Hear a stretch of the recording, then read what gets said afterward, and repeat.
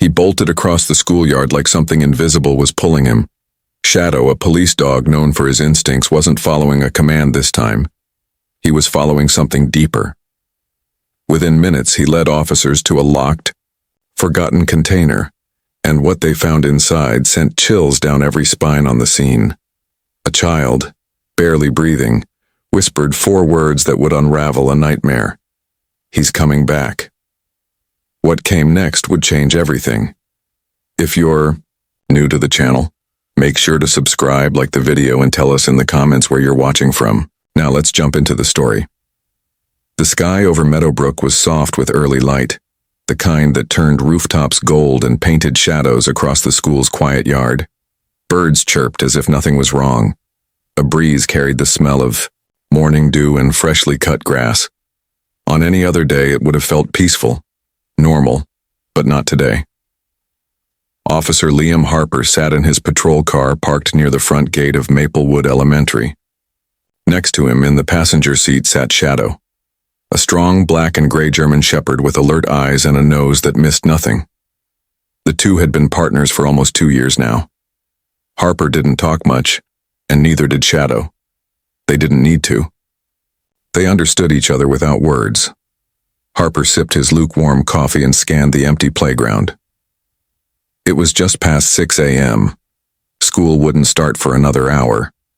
They were there early for a safety check, a routine sweep after a tip about someone seen behind the building earlier in the week. So far it had been quiet. Too quiet. Suddenly, Shadow lifted his head. His ears perked up and his body stiffened. A low growl rumbled in his chest. Harper leaned forward. "What is it, boy?" Without waiting, Shadow jumped from the car and took off across the yard, paws hitting the pavement fast. Harper barely had time to grab his radio before running after him. "Dispatch, this is Officer Harper. K-9 unit just took off behind Maplewood. Investigating." He followed Shadow across the lot toward the back of the school. There, behind a sagging chain-link fence, was an old maintenance yard full of junk. Broken chairs, stacked pallets, and 2 large metal storage containers left over from a construction job years ago. Nobody had used that part of the property in months.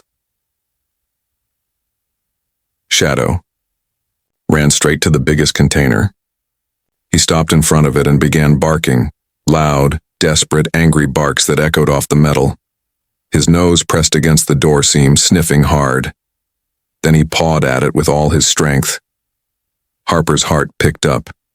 This wasn't normal barking. This wasn't a game. "Shadow," Harper called out as he caught up, breathing hard. "What is it?" The dog didn't turn around. He barked again, then let out a whine, long and pleading. Harper pressed a hand to the cold metal of the container. His chest tightened. Something wasn't right. He knelt down, ear to the door. And then, a sound. A soft thud. Then another. Faint. Weak. Someone was inside. "Unit 6, I need backup now," Harper said into his radio, his voice sharp. "Bring bolt cutters. Possible person trapped in container." Minutes passed like hours. Other officers arrived, and together, they cut through the rusted lock. Shadow paced in circles, nails clicking on the pavement, nose glued to the door. When the bolt snapped free, Harper yanked the door open. A wave of hot, stale air hit them. The inside was dark and smelled like sweat and metal. At first, they couldn't see anything. Then, slowly, a shape moved in the far corner. A small figure. A child. The boy looked about 10. His clothes were soaked in sweat, his skin pale, and his eyes wide with fear. He stumbled forward, legs shaking. Shadow stepped in gently, nuzzling the boy with his nose as if to say, "You're safe now." The boy collapsed into Shadow's fur, sobbing. "Hey, buddy, you're okay," Harper said softly, kneeling beside them. "We've got you." But then the boy whispered something. "He's coming back." Harper froze. "What?" The boy lifted his head. His lips trembled. "He locked me in. He said he'd be back." The other officers looked around quickly, hands on their weapons. Harper stepped out of the container and scanned the surrounding area. At the far end of the lot, a black SUV pulled away slowly, tires crunching the gravel. No plates, tinted windows. Gone before anyone could stop it. Did anyone see that vehicle? Harper barked into his radio. Negative, came the reply. Back at the container, paramedics wrapped the boy in a blanket and gave him water. He held Harper's sleeve tightly, eyes full of panic. Please, he said. Don't let him take me again. Harper felt a lump rise in his throat. We won't, I promise. Then the boy said something that made Harper's blood run cold. There's more kids. Harper looked at Shadow, who was already sniffing the air, eyes focused on the far side of the yard. And just like that, the dog took off again, heading for the fence line. Shadow, wait, Harper shouted, already running after him. Whatever. They had just uncovered. It wasn't over. Not even close. The early morning haze still clung to the town of Meadowbrook, as Officer Liam Harper leaned against the hood of his patrol car, eyes fixed on the quiet street stretching beyond the school lot. Next to him, Shadow sat still, ears twitching at every sound. The child they found, Ben, just 10 years old, was safe, but his words kept echoing in Harper's mind. There's more. By the time Detective Clara Monroe arrived, the scene had cleared of curious neighbors and onlookers. Clara stepped out of her unmarked car with a tablet in one hand and a no-nonsense look on her face. She was sharp, observant, and had spent the last decade working missing persons cases. Harper had heard of her. She had a reputation for getting results and asking hard questions. Where's the boy? Clara asked, straight to the point. County, General, Harper replied. He's stable, scared out of his mind. Clara gave a short nod. He say anything else? Harper hesitated. He said there are more kids, and he wasn't put in that container by accident. Someone locked him in and they planned to come back. Clara looked down at her tablet.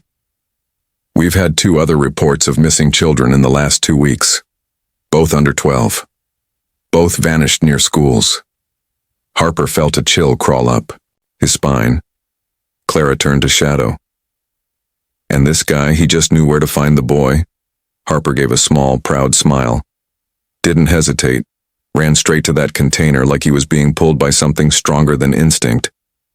Clara crouched and held out her hand to Shadow. The dog sniffed her fingers and gave a polite tail wag. Good dog, she said softly. We'll need him. Back at the station, Clara brought up files on the missing children. One was a girl, named Lily, age 8. Disappeared while walking home from school. The other was Joshua, 11, last seen outside a convenience store. In both cases, there were no leads, no witnesses, no cameras caught anything useful. Clara called in Dr. Raj Patel, a child psychologist who sometimes assisted with interviews. If anyone could get Ben to open up more without scaring him, it was Raj. At the hospital, Ben sat wrapped in a blanket, eyes locked on the TV across the room, though he wasn't really watching. Raj approached slowly, speaking softly and kindly. Shadow sat beside Ben again, offering silent comfort. Hey, buddy, Raj said. Can I sit with you? Ben nodded. You did something very brave, Raj continued. You helped us find you, and you might help us find other kids too.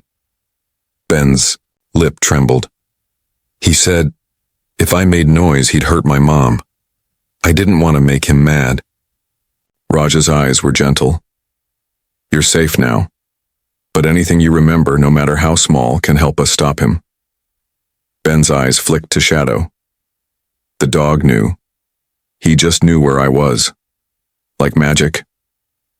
Magic's got nothing on teamwork, Raj said with a smile. Then Ben said something that froze both Raj and Clara, who stood quietly in the back of the room. He wore gloves, Ben whispered. He said he'd come back before dark. But I heard him talking to someone on the phone. He said there were 2 more places. He said, keep them quiet until pickup. Clara's heart dropped. This wasn't just a single abduction. It was organized. Back at the school lot, Harper and Shadow walked the perimeter. Shadow sniffed every inch of fence line, nose twitching, tail straight. Then he stopped near a patch of tall grass behind the last building. He barked once, sharp, alert. Harper pushed aside the grass and found a small piece of cloth. It looked like a child's t-shirt, torn, dirty. He radioed Clara. "You need to come down here. Shadow's found something." Within minutes, Clara and Raj arrived. They examined the area carefully. More items turned up: candy wrappers, a juice box, a small backpack half buried in leaves. "This place isn't just where they dropped the boy," Clara said, frowning. "It was used before." They were looking at a dumping site, or worse, temporary storage. Shadow's nose led them farther down the edge of the lot to a chain-link fence where overgrown bushes lined the side. Behind it, hidden by tall weeds, was another container, this one newer. The lock shiny and heavy-duty. Harper looked at Clara. This wasn't left behind from construction. Someone placed it here on purpose. Clara called it in. Officers arrived fast, bringing tools and backup. The lock was thick, but no match for bolt cutters. Inside, the space was dark and still. Then a sound, small, weak. A soft cough. Harper moved quickly, flashlight cutting through the gloom. There in the corner, 2 children, a boy and a girl, both under 10. Their hands were tied with zip ties, their mouths gagged with strips of cloth. Harper rushed forward, Shadow right beside him, whining softly. "It's okay," Harper whispered. "You're safe. We've got you." The kids collapsed into their arms, crying with relief. Clara stepped back, her heart heavy. They had found 3 kids now. But Ben's words haunted her. 2 more places. That meant they weren't finished. And somewhere out there, more children were waiting in the dark. The sun had barely begun, to rise again when the team returned to the station. But none of them were tired. They couldn't afford to be. They had saved 3 children, but Detective Clara Monroe kept replaying one thing over and over in her head. Ben's voice saying, 2 more places. If that was true, then more children were still missing. Time was running out. Officer Liam Harper sat at a desk, rubbing his temples, while Shadow lay quietly beside him. Shadow's ears perked at every noise. His eyes stayed on the door as if he was waiting for the next call, the next clue. Clara walked in holding a folder. "I think I found something," she said, her voice low but urgent. Harper looked up. "Let's hear it."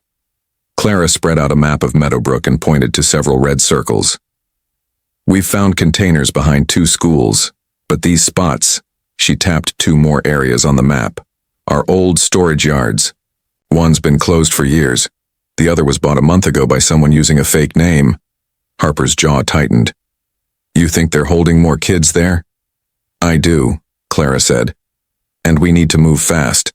They gathered the team and headed toward the nearest location, an abandoned industrial park on the edge of town. The place was quiet. Too quiet. Tall fences surrounded old warehouses. Rusted signs warned of broken glass and unstable floors. As the cruiser pulled up, Shadow stood in the back seat, tail still, nose pressed against the glass. The moment the engine stopped, he leaped out and began sniffing the air. His body went rigid. A low growl rumbled from his chest. "He smells something," Harper said, already following. Clara, Harper, and 2 backup officers moved quickly but carefully, weapons ready, flashlights cutting through the dim light. Shadow led the way, zigzagging between piles of debris and broken crates. At the far end of the yard stood a small building with a single steel door. It looked like a maintenance shed, but the lock was new. Too new.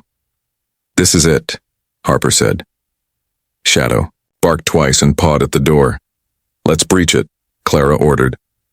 The team stepped back as one of the officers used a crowbar to force the lock. With a loud pop, it snapped open. The door creaked as Harper pushed it in. Inside, it wasn't just a shed, it was a staircase, leading down. "A basement?" Clara asked, surprised. "No," Harper replied, shining his flashlight down the stairs. "It's more than that." The air changed the moment they stepped underground. It was colder, heavier. The walls were made of cement and lined with old wires and pipes. But the strangest part was how far it stretched. The narrow hallway went on for what felt like forever. Clara whispered, "This place was built for something hidden." Shadow led the way, his paws silent on the concrete. Every few feet there was a door, some shut, some half open. Behind one, they found broken chairs and ropes. Behind another, piles of kids' clothes and toys. "This wasn't just used once," Clara said. "This place has been active for a while." Then, at the end of the hall, they found it, a large room with a metal door that looked stronger than the others. Shadow growled and barked, scratching at the base. Harper pressed his ear to it. He heard voices, small, frightened. "Kids. Let's get this open," he said. With a grunt and a crack, the door gave way. Inside were 5 children, huddled together on a dirty mattress. The room smelled of dust and fear. As soon as the light hit their faces, they blinked and began to cry, tears of relief, not pain. "You're safe now," Clara said softly, rushing in with the others. Shadow stepped carefully between them, nudging one child who had his arms wrapped around his knees. The boy looked up and reached out, wrapping his arms around the dog's neck without a word. Harper called it in. "We've got them, 5 kids alive, calling medical now." But then something happened. Shadow turned suddenly, growling low and steady. He stepped in front of the children, body tense.